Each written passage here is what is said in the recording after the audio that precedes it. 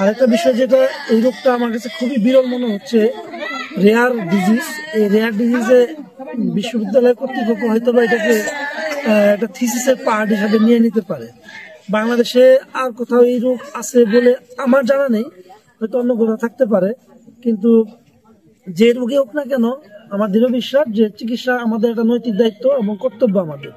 যেহেতু আমি একজন চিকিৎসক, আমি গোপালপুরের সন্তান, গোপালপুরের মাটির মানুষ থেকেও আমি বের হয়েছি।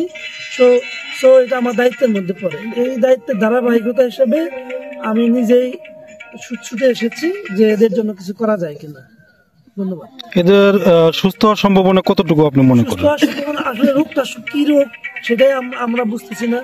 বিভিন্ন রকম পরীক্ষা নিরীক্ষা এবং বিভিন্ন রকম এক্সামিনেশন করে প্রথমে এই রোগটাকে নির্ণয় করা হবে, তারপরে রোগ বুঝে তারপর চিকিৎসা করতে হবে। কিছু কিছু রোগ আছে জেনেটিক ডিসঅর্ডার, সেরকম কিছু হয়ে থাকলে হয়তো কপাল খারাপ হতে পারে। আবার কিছু রোগ আছে যেগুলো ধরেন যে চিকিৎসা করার মতো, সেরকম হইলে আমরা চিকিৎসা করে ওদেরকে সুস্থ করে দেবো। ঠিক আছে, ধন্যবাদ।